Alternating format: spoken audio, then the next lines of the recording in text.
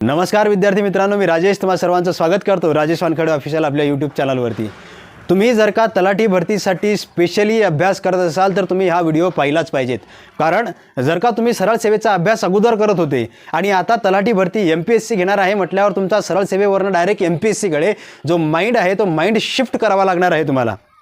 कारण जेव्हा तुम्ही सरळ सेवेचा TCSचा अभ्यास करत होते तेव्हा फक्त तुम्हाला एका तासाची एकच परीक्षा द्यावी लागत होती आणि त्याच्यामध्ये इंग्रजी, गणित, बुद्धिमत्ता आणि मराठी अशा प्रकारचे विषय फक्त एका तासासाठी तुम्हाला डील करावे लागत होते। परंतु आता MPSC मध्ये जर का तुम्हाला पेपर द्यायचा आहे आणि MPSCतून तलाठी जर का व्हायचं असेल तर तुम्हाला प्रीला फेस करावं लागेल, त्याच्यानंतर मेन्सला फेस करावं लागेल आणि त्यांचा पेपर पॅटर्न हा एकदम TCS पेक्षा फार 360 डिग्री वेगळा आहे। म्हणजे तुम्हाला आता एक एक्झाम न देता 2 एक्झाम द्याव्या लागणार आहेत आणि त्या 2 एक्झाममध्ये तुम्हाला प्री फक्त क्वालिफाईंग आहे आणि त्याच्यानंतर क्वालिफाय झाल्याच्या नंतर 2 महिन्याच्या अंतराने तुम्हाला मेन्सची परीक्षा 400 मार्कांसाठी द्यावी लागणार आहे आणि त्या 400 मार्कांवरूनच तुमचा जो फायनल रिझल्ट आहे, जो फायनल कट ऑफ आहे तो जाहीर होणार आहे। म्हणजे तुम्हाला फक्त प्री क्वालिफाय करून चालणार नाही, तर तुमचा अभ्यास जो आहे तो मेन्स ओरिएंटेड, मेन्समधून तुम्हाला रिझल्ट ओरिएंटेड तुमचा अभ्यास असला पाहिजे, तरच तुमच्याकडे तलाठीची पोस्ट येईल। अन्यथा तुम्ही फक्त MPSCचा फॉर्म भराल, प्रीला जाल, प्री क्वालिफाय व्हाल आणि मेन्समध्ये फेल व्हाल, म्हणजे तुमच्या हाती फेल्युअरच येणार आहे। म्हणजे तुमच्या हाती यश येणार नाही, तुम्हाला पोस्ट मिळणार नाही। आणि तुम्हाला जर का पोस्ट मिळवायची असेल तर तुम्ही हा व्हिडिओ पाहिलाच पाहिजेत। कारण या व्हिडिओमध्ये मी तुम्हाला सांगणार आहे की प्रीमध्ये कोणकोणते विषय येणार आहेत, मेन्समध्ये कोणकोणते विषय येणार आहेत आणि प्रीमध्ये कोणकोणत्या विषयांना किती वेटेज आहे, कोणकोणते विषय किती मार्कांसाठी येणार आहेत आणि मेन्समध्ये कोणकोणत्या विषयाला किती वेटेज आहे, त्या कोणकोणत्या विषयाला किती मार्क्स दिले जाणार आहेत, कोणकोणते विषय किती मार्कांसाठी येणार आहेत, सगळं या व्हिडिओमध्ये आपण पाहणार आहोत। त्याच्यासाठी हा व्हिडिओ तुम्ही पाहणे अत्यंत गरजेचे आहे। आणि तुमची जर का अशी मानसिकता असेल की आपण पहिले प्रीवर फोकस करू त्याच्यानंतर आपण मेन्सवर फोकस करू, तर मला तरी वाटते की तुम्ही हा गैरसमज तुमच्या मनामध्ये आहे की प्री झाल्याच्या नंतर तुम्ही इझिली मेन्स क्वालिफाय करू शकाल। असं होत नाही मित्रांनो। कारण तुम्ही जर का एक्स्ट्राऑर्डिनरी विद्यार्थी असाल तरीसुद्धा तुम्हाला जो टाईम पिरियड दिला गेलेला आहे मेन्ससाठी, ऑक्टोबरमध्ये प्री झाल्याच्या नंतर लगेच डिसेंबरमध्ये मेन्स तुमची एक्झाम होणार आहे, तर मग ते 2 महिन्याचा कालावधी जो आहे तो हा अपुरा पडणारा आहे त्याच्यानुसार। आणि तुमची जर का सिलेबस जो आहे तुम्ही ते मराठी, इंग्रजी 50-50 प्रश्न 200 मार्कांसाठी प्लस हे इतिहास, भूगोल, राज्यशास्त्र, अर्थशास्त्र, सामान्य विज्ञान, चालू घडामोडी, गणित, बुद्धिमत्ता हे 100 प्रश्न 200 मार्कांसाठी असा हा 400 मार्कांचा जो पेपर आहे तो या 2 महिन्याच्या कालावधीमध्ये तुम्हाला डील करायचा आहे। त्याच्यामध्ये तुम्हाला त्या 2 महिन्याच्या कालावधीमध्ये तुम्ही टेस्ट सिरीज सोडवसाल की तुमची मेंटल प्रिपरेशन तुम्ही करसाल की तुम्ही काय करसाल की तुम्हाला ह्या विषयांचा कन्सेप्ट समजून घेऊन विषयांचा सखोल अभ्यास तुम्ही करणार। या 2 महिन्याचा टाईम पिरियड जो आहे तो कदाचित तुमच्यामुळे तुम्हाला कमी पडू शकतो। त्यासाठी तुम्ही हा व्हिडिओ आत्ता पूर्ण पहा। मी तुम्हाला या व्हिडिओमध्ये पूर्ण स्ट्रॅटेजी समजून सांगणार आहे की जर एक्झाम ओरिएंटेड, रिझल्ट ओरिएंटेड आणि कट ऑफ ओरिएंटेड तुमचा अभ्यास कशा पद्धतीने असला पाहिजे। ठीक आहे, चला तर मग सुरू करूया। आणि व्हिडिओवर जर का तुम्ही नवीन असाल तर व्हिडिओला लाईक करून घ्या, चॅनलला सबस्क्राईब करून घ्या। कारण या चॅनलवरती मी तुम्हाला MPSCच्या मेन्ससाठी जो इंग्रजीचा विषय आहे तो अत्यंत सोपा पद्धतीनं तुम्हाला करून मी शिकवणार आहे। इंग्रजीचा विषय जर का तुम्हाला एकदम साध्या, सोप्या आणि एकदम झिरोपासून शिकायचा असेल तर मी या चॅनलवर तुम्हाला एकदम सोप्या सरळ भाषेमध्ये इंग्रजीचा विषय एकदम तुमच्या डोक्याला असा वाटणारच नाही की आपल्याला हा विषय भारी जाते म्हणून। त्याच्यासाठी हा व्हिडिओ लाईक करा आणि चॅनलला सबस्क्राईब करून घ्या। चला व्हिडिओची स्ट्रॅटेजी पाहून घेऊया, विषयाची स्ट्रॅटेजी पाहून घेऊया आणि कोणकोणता विषय कोणकोणत्या मार्कांसाठी, प्रीमध्ये कशा पद्धतीनं प्रीचा पेपर डील करायचा, या सगळ्या गोष्टी आपण या व्हिडिओमध्ये पाहणार आहोत। चला तर मग बघा, आपला पूर्वपरीक्षा जी होणार आहे ती होणार आहे ऑक्टोबरमध्ये, ऑक्टोबर 25ला। ठीक आहे, किती पूर्वपरीक्षा आहे? एका तासाची। किती प्रश्न असतील? 100 प्रश्न असतील 100 मार्कांसाठी। मेन्स परीक्षा होणार ते डिसेंबरमध्ये, याच्यामध्ये 200 प्रश्न असतील 400 मार्कांसाठी। फरक काय आहे? पूर्वपरीक्षेमध्ये 100 प्रश्न 100 मार्कांसाठी, तर मेन्स परीक्षेमध्ये 200 प्रश्न 400 मार्कांसाठी। काय तर एक प्रश्न 1 मार्कासाठी पूर्वपरीक्षेमध्ये, मुख्य परीक्षेमध्ये एका प्रश्नाला 2 मार्क असतील। ठीक आहे, आणि या पूर्वपरीक्षेमध्ये नेगेटिव्ह मार्किंग आहे 1/4ची। म्हणजे तुमचा जर का एक प्रश्न चुकला तर तुमचे 0.25 म्हणजे 0.25 मार्क कट होतील। याच्यामध्ये इतिहास, याच्यामध्ये तुम्हाला विषय कोणकोणते पाहायला भेटतील आणि ते या मार्क किती मार्कांसाठी ते विषय येतील, हे मार्कांचं वेटेज, हे विषय त्याचे असे मिळून 100 मार्कांसाठी 100 प्रश्न तुम्हाला येणार आहेत। बघा, इतिहास येणार आहे 10 मार्कांसाठी, भूगोल येणार आहे 10 मार्कांसाठी। हे मार्क कमी जास्त होऊ शकतात बरं का, म्हणजे प्लस किंवा मायनस 1-2 मार्कांचा फरक याच्यामध्ये असतो. एकदम टोटल म्हणजे एकदम जर का 10 म्हटले तर 10च येतील असं काही नाही. हे कमी जास्त 1 किंवा 2 मार्काने कमी किंवा जास्त होऊ शकतात, परंतु आपण ॲव्हरेज आपण घेतलेला आहे. इतिहास 10 मार्कांसाठी, भूगोल 10 मार्कांसाठी, अर्थशास्त्र 15 मार्कांसाठी, राज्यशास्त्र 15 मार्कांसाठी, सामान्य विज्ञान 15 प्रश्न 15 मार्कांसाठी, चालू घडामोडी करंट अफेअर्स 15 प्रश्न 15 मार्कांसाठी, गणित व बुद्धिमत्ता हे दोन्ही मिळून 20 प्रश्न येतील 20 मार्कांसाठी. गणित आणि बुद्धिमत्ता हे दोन्ही मिळून तुमचे 20 प्रश्न येतील. ठीक आहे. असे टोटल 100 प्रश्न 100 मार्कांसाठी. पूर्वपरीक्षा 1 तास 1/4 निगेटिव्ह मार्किंग. ठीक आहे. आणि याच्यामध्ये विषय इतिहासामध्ये तुम्हाला काय काय येणार आहे तर आधुनिक भारत, विशेषतः महाराष्ट्राचा इतिहासामध्ये आधुनिक भारताचा इतिहास, विशेषतः महाराष्ट्राचा इतिहास येईल. भूगोलामध्ये काय येईल, विशेषतः महाराष्ट्राचा भूगोल, त्याच्यानंतर जगाचा भूगोल आणि भारताचा भूगोल. अर्थशास्त्रामध्ये तुम्हाला भारतीय अर्थशास्त्र अभ्यास करावा लागेल, शासकीय अर्थशास्त्र अभ्यास करावा लागेल. शासकीय अर्थशास्त्र म्हणजे काय, जो अर्थसंकल्प असतो महाराष्ट्राचा आणि भारताचा, तसेच लेखापरीक्षण असतं त्याचा अभ्यास करावा लागेल. राज्यशास्त्रामध्ये तुम्हाला सगळं राज्यशास्त्र अभ्यास करावा लागेल. त्याच्यामध्ये काही कानून कायदे आहेत, जसे काही RTI आहे म्हणजे माहितीचा हक्क अधिकार, माहितीचा जो अधिकार आहे तो. त्याच्यानंतर लोकहक्क अधिनियम हे तुम्हाला राज्यशास्त्रामध्ये अभ्यास करावा लागेल. पंचायत राज सुद्धा त्याच्यामध्येच मोडतं. सामान्य विज्ञान सामान्य विज्ञान जे आहे 15 प्रश्न. याच्यामध्ये फिजिक्स येईल, केमिस्ट्री, बायोलॉजी, झुलॉजी म्हणजे कसं भौतिकशास्त्र, रसायनशास्त्र, प्राणीशास्त्र आणि जीवशास्त्र याचा अभ्यास तुम्हाला करावा लागेल सामान्य विज्ञानमध्ये. चालू घडामोडी करंट अफेअर्स 15 प्रश्न येतील त्याचे. ते कुठून येतील तर जागतिक येतील, महाराष्ट्रातील येतील आणि भारतातील येतील. ज्या काही चालू घडामोडी आहेत महाराष्ट्रातील, भारतातील आणि जगातील त्या सगळ्या घडामोडींच्यावर अभ्यास तुम्हाला करावा लागेल.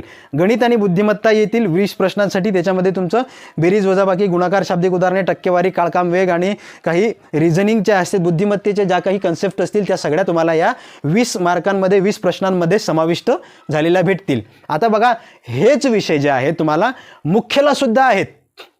हे फक्त हे इतिहास, राज्यशास्त्र, अर्थशास्त्र, सामान्य विज्ञान, चालू घडामोडी, गणित व बुद्धिमत्ता हे फक्त प्रीमध्ये एकेका मार्क, या मार्कांच्या वेटेजसाठी एकेका प्रश्नाला 1-1 मार्क येईल. आणि सेम हेच प्रश्न, सेम हेच विषय तुम्हाला मेन्समध्ये सुद्धा आहेत. फक्त मेन्समध्ये ॲड काय झालं तर जो तुम्हाला सरळ सेवेचा अभ्यास करत असताना तुम्ही मराठी आणि इंग्रजीचा 30-30 मार्कांसाठी एकेका प्रश्नाचा एकेका मार्कासाठी अभ्यास करत होते, तोच विषय तुम्हाला मेन्सला दिला गेलेला आहे. फक्त तुमचे मराठीचे 50 प्रश्न केले गेले आहेत, इंग्रजीचे 50 प्रश्न, असे दोन्ही मिळून 100 प्रश्न 200 मार्कांसाठी केले गेलेले आहेत. ठीक आहे. म्हणजे तुमच्या मुख्य परीक्षा एकाच दिवशी होईल, एका दिवशी 2 पेपर होतील. एका दिवशी 1 पेपर नाही होणार, एका दिवशी 2 पेपर होतील. तुमचे टाईमचा गॅप असेल त्याच्यामध्ये. पहिले होईल तुमचा पेपर 1 मराठी आणि इंग्रजी हा भाषा विषय असेल. म्हणजे मराठी 100 मार्कांसाठी, इंग्रजी 100 मार्कांसाठी, असा 200 मार्कांचा तुमचा भाषा विषयाचा पहिला पेपर होईल. त्याच्यानंतर काही तुम्हाला वेळ दिला जाईल. त्याच्यानंतर तुमचा जो आहे GSचा दुसरा पेपर होईल. GSमध्ये तुमचे कोणते प्रश्न असतील, कोणते विषय असतील तर हेच जे तुम्ही पूर्वपरीक्षेला अभ्यास केले होते तेच. फरक फक्त एवढाच असेल की मुख्य परीक्षेला तुम्हाला या विषयांचा सखोल अभ्यास करावा लागेल. सेम विषय आहेत, सेम अभ्यासक्रम आहे, फक्त तुम्हाला पूर्वला याच्यामध्ये वरवर प्रश्न विचारले जातील तर मुख्यला याचा सखोल अभ्यास तुम्हाला करावा लागेल आणि सखोल प्रश्न तुम्हाला विचारले जातील. हाच आहे फरक. मग मला सांगा, तुम्ही जर का आता हे सेम विषय मुख्यलाही अभ्यास करणार आहात, सेम विषय पूर्वलाही अभ्यास करणार आहात आणि हेच विषय जर का तुमची फायनल कट ऑफ ठरवत असतील तर मग तुम्ही फक्त आणि फक्त सुरुवातीला पूर्ववरच लक्ष कशाला देता? तुम्ही ह्या मेन्स ओरिएंटेड अभ्यास करा ना. मेन्स ओरिएंटेड अभ्यास कसा, म्हणजे जर तुम्हाला माहिती आहे मराठी आणि इंग्रजी हे 2 विषय भाषा विषय 200 मार्कांसाठी आहेत. हे 200 मार्क याच्यामधून जर का आपला कट ऑफ निर्धारित होत असेल तर मग या विषयाला आपण आतापासून वेळ दिलेला बरा नव्हे का? कारण जर का तुम्ही सरळ सेवेचा अभ्यास करत असाल तर तुमचं कदाचित कुणाकुणाचं इंग्रजी कच्चं असू शकतं, कुणाकुणाला त्या विषयाची भीती वाटू शकते. मग तुम्ही पहिले प्री क्वालिफाय झाल्याच्या नंतर लगेच 2 महिन्याच्या कालावधीमध्ये तुम्ही हा एवढा मोठा अभ्यास करणार आहात की मग हे मराठी आणि इंग्रजी हे सगळे विषय सुद्धा तुम्ही कव्हर करणार आहात. 2च महिन्याचा टाईम पिरियड आहे तुमच्याजवळ. त्या 2 महिन्याच्या टाईम पिरियडमध्ये तुम्हाला या सगळ्या गोष्टींचा अभ्यासही करणं आहे, त्याचा टेस्ट सिरीजही करणं आहे, त्याचा सरावही करणं आहे, त्याची रिव्हिजनही करणं आहे.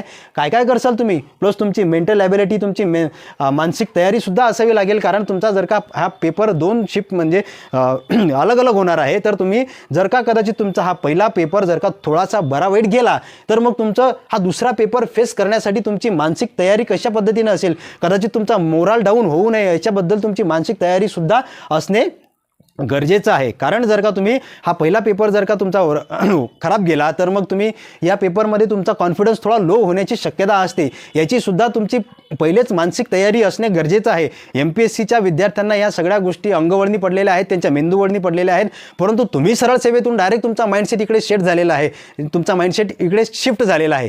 या गोष्टी तुम्हाला लक्षात घ्याव्या लागतील, ह्या गोष्टी तुम्हाला फॉलो कराव्या लागतील. मग मला तरी असं वाटते की तुम्ही फक्त पूर्ववर लक्ष न देता मेन्सवर लक्ष द्यायचा, मेन्स ओरिएंटेड अभ्यास करत. कारण हे मेन्स जे आहेत मराठी इंग्रजीचे 200 मार्क प्लस या सगळ्या विषयांचे हे 200 मार्क असे मिळून 400 मार्कांपैकी तुमचा फायनल कट ऑफ जो आहे तो जवळपास 300च्या आसपास असेल किंवा प्लस 280च्या प्लस असेल, तो तुम्हाला पार करणं आहे. तुम्ही 300चं टार्गेट तुम्हाला ठेवावं लागेल तर तुम्ही सिलेक्शन लिस्टमध्ये असाल. तुम्हाला फक्त पेपर नाही द्यायचा आहे, पेपर अटेंड नाही करायचा आहे, तुम्हाला सिलेक्शन घ्यायचं आहे. सिलेक्शन जर घ्यायचं असेल तर MPSCच्या विद्यार्थ्यांना टक्कर देत तुम्हाला या सगळ्या गोष्टीचा अभ्यास करावा लागेल. तुमची मानसिक तयारी तशी असली पाहिजेत.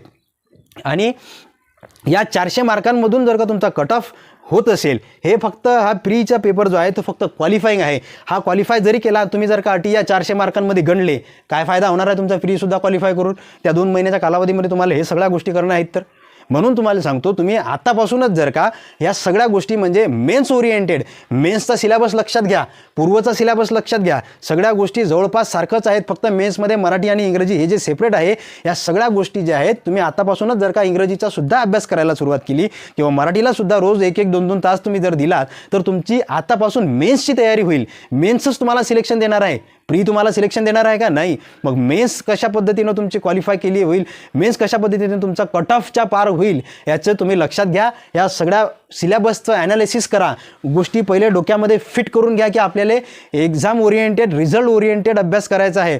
फापट पसारा करून काहीही होणार नाही. व्यवस्थित जेवढं लागते तेवढंच अभ्यास करा. सिलेबस मेन्सचा आणि पूर्वचा दोन्हीचा कंपॅरिझन करून बघा, आपल्याला काय काय सुटसुटीत पडतं, काय आपले प्लस पॉईंट आहेत, काय आपले मायनस पॉईंट आहेत, सगळ्या गोष्टी आपल्या डोक्यामध्ये क्लिअर करून ठेवा. तर तुम्हाला ह्या गोष्टी रिझल्ट ओरिएंटेड, पोस्ट ओरिएंटेड तलाठी होण्यासाठी तुम्हाला महत्त्वाच्या पडतील. ठीक आहे.